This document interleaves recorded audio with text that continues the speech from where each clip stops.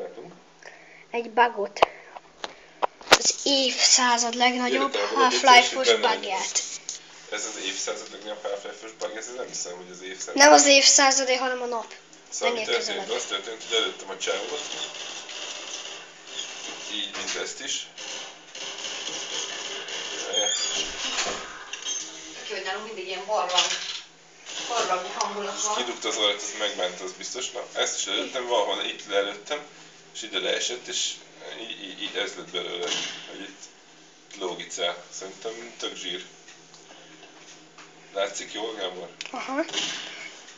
Szóval, hogy ilyen nagyon vicces lett szerintem. Megpróbálom ide húzni, nem lehet. De itt tök jó, így lövök be, és mindig ott van, és itt a csizmája 1 kiló. Ó, most jó, hogy hülyeséget csináltam.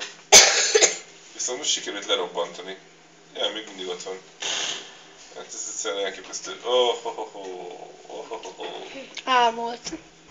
Na, köszönjük.